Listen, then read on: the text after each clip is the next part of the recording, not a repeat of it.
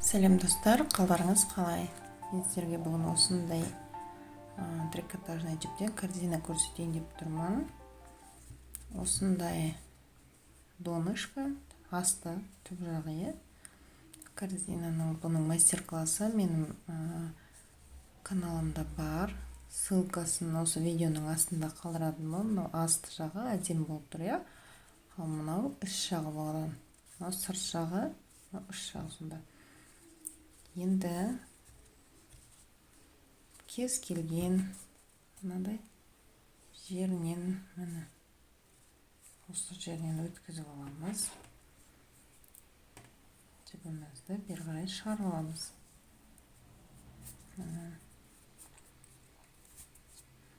Енді жібімізді міндетті түрде қосылған жерін жоғары қаратып ұстаймыз.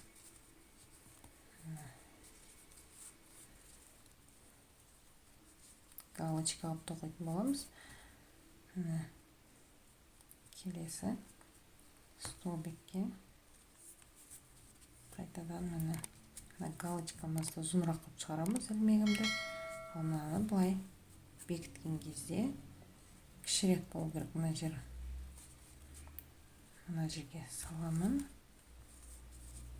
Бір петля алып шығамын, оны ұзынырақ қылып тоқимын. Ұзынырақ болып шығарамын. Міне біздімде екі ілмек қой, екі ілмекті бір ілмектен қосқанда кішкентай қосамын. Сосын менің міне біреу мынау менде петля подъем болып саналады. Міне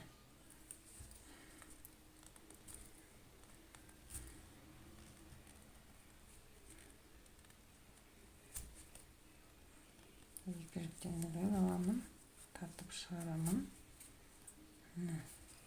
Мынаны кішірек қалды.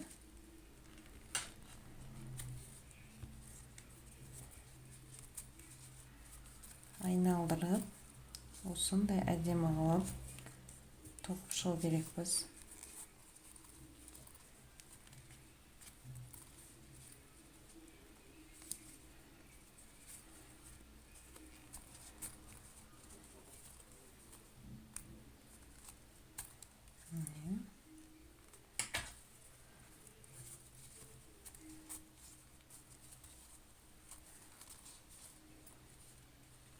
Міне мен соңғы столбигімді тоқыдым. Негізі бұл узорға жұпсан керек бізге. Менде міне жерде менде 24 столбик бар. Міне бірінші қатарымыз аяқталды. Енді мына жерден шығып тұр, иә? Мына ілмегіміз мына жерден шығып, мынаға салдым, иә, мына ішіне қарай. Енді тура осының астынан міне тура осының астынан былай саламын. Сосын ілмекке ілемін.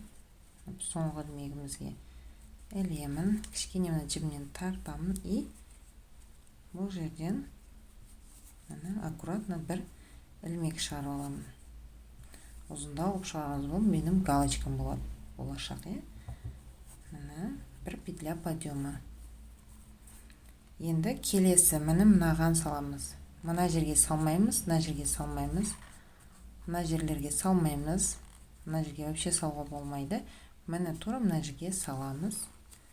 Артынан тура міне екі жіптің ортасынан шығу керек. И үстінде көлденең бір жіп тұрады міне. Осылай міне шығарып аламын жоғары. И келесі мына жерден тоқу керек па ғой, иә? Мен бірақ мына столбиктен көтеремін. Галочкадан алмаймын, а вот столбиктен аламын. Мына жерге столбик без накида тоқимын. Столбик без накида. И мына жерге біреу ғана тоқыдым, екі галочка тоқимын мына жерге. Келесі екі столбикқа. Бұлай бойымен тартып аламын. Біздімде мына ілмек бар, мына кішкентай ғана. Соның бойымен тартып аламын, міне ұзын қылып шығарып. И мына кішкентай ғана. Келесін тағы да міне галочканың ішіне салдым бізімді. И жіпті тартып алып ілмек шығардым. Міне ұзын қылып мына петляның бойымен ұзын қылып тартып шығардым. Енді кішкентай ғана міне бір ілмек, бұл кішірек болу керек. Келесі мына столбиктен аламын. Бір жіптен ғана алып жатырмын. Столбик біздің әкелі. И мынадан алмаймыз, өйткені мына үстінен алынып тұр ғой. Келесі мына столбиктен аламын. Галочкадан міне. Осылай тоқып шығу керек біз. Негізі бұл жаңағы айтқандай жұп санынан тұру керек. 24, 26 деген сияқты. Менде 24 столбик. Сіздерде мысалы 30 болуы мүмкін. Рюкзак, сумка тоқып 80 болуы мүмкін. Бірақ 81 емес, ол уже тақсам бітпейді.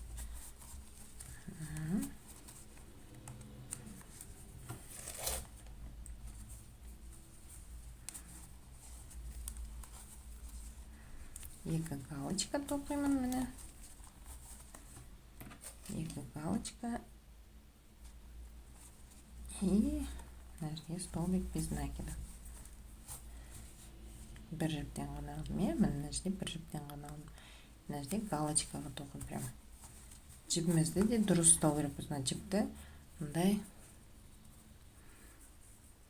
қосылған жері жоғары қарап тұру керек.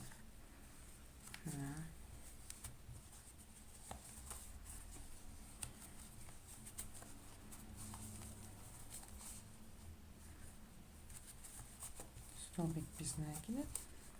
Мына жерге галочка тоқимын.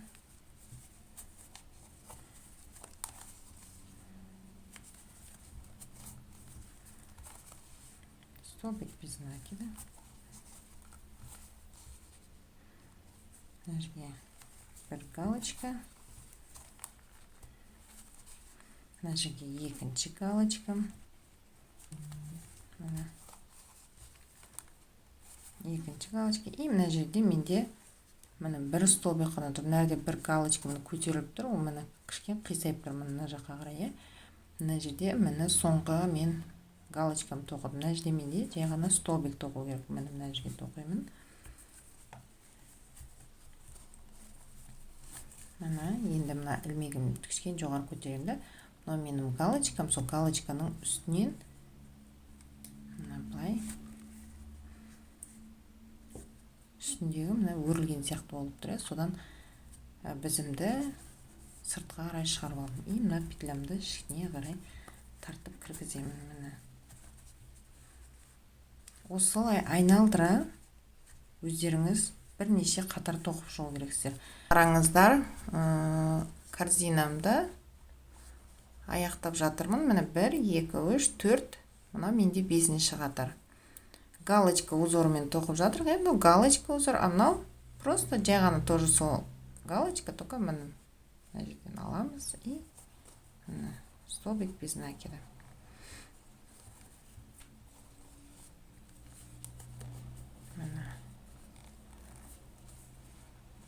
Енді мына жерде менде галочка. Галочка мына жерге саламын.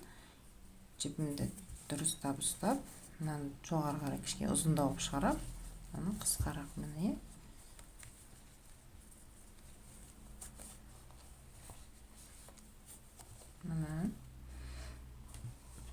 Міне менде мына жерде бірақ галочкамен тоқылған корзина бір осындай кішкентай ғана.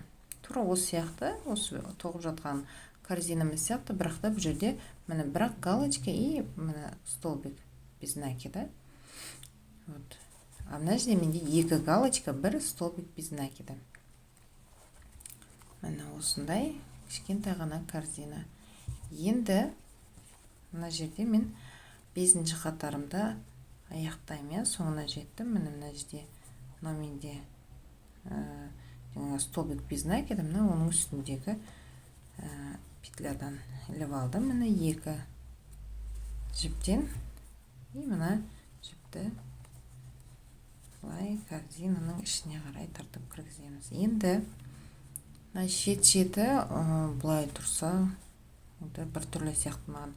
Енді мына жерде мен бізімді саламын, ilmегімді іліп алам, соңғы ilmегімді. Міне енді шығардым. Бір ilmek, келесі столбиктан бір ilmek, міне соединительный столбиктар тоқып жатырмын шет-шетімен соединительный столбикпен. Қатты тартып тоқысаңыздар, бұлай прям жиналып қалады. Ал кішкене боз қып тоқысаңыздар, формасын ұстап тұрады. Мен енді қазір бұндай қаттырақ тоқимын кішкене.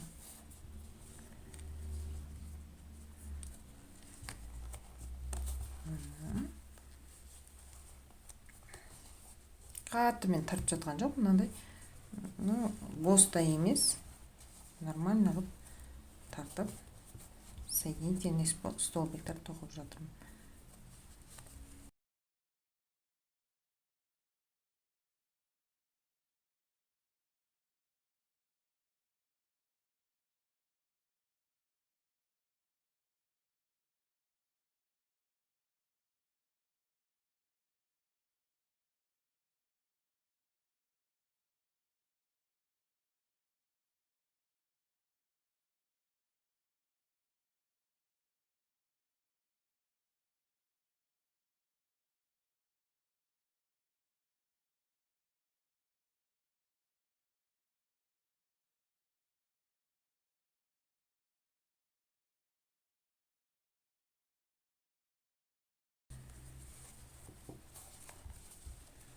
Мені қарасаңыздар, соңына дейін жеттім.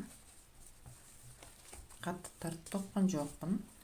Мені соңына дейін жеттім. Мына жерде столбигім басталған бірінші столбигіме соединительный, менің соңғы столбигім ортасында. Қазір мені мынаған қоссақ, уже бітеді. Мына жібімнің жіпті бүйтіп тартып сыртқа шығарып аламын.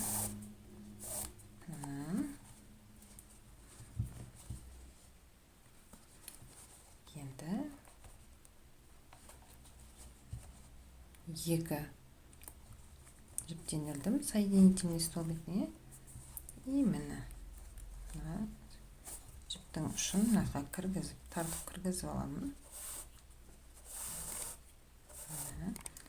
И міне жерде артынан бір ыңғайлы жерден кіргізіп, осы жерден енді жібіміздің ұшын бұлай ішіне қарай соединительный столбик жасап кіргіземіз.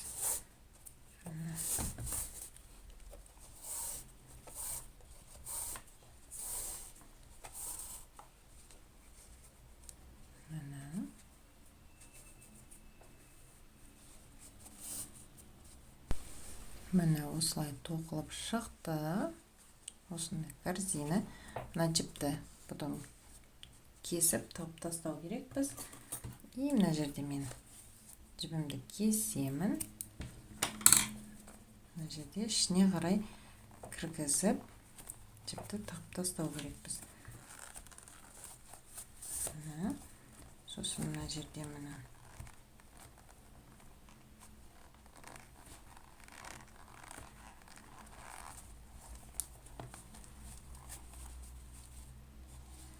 осылай бекітемін. Ары қарай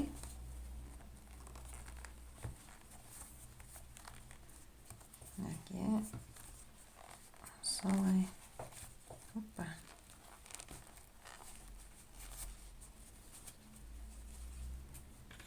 Енді жібімізді кесіп тастасақ болады. Міне осындай әдемі корзина болып шықты. Енді бұны моншақтар бетіп тағып әдемілеп қойсаңыздар болады, әсемдеп. Корзинам ұнап жатса, видеом ұнап жатса, сіздерге подписка жасап, лайк басып, сұрақтарыңыз болса комментарияға жазып өтсеңіздер болады. Міндетті түрде сіздерге жауап беремін. Менімен болғандарыңызға үлкен рахмет.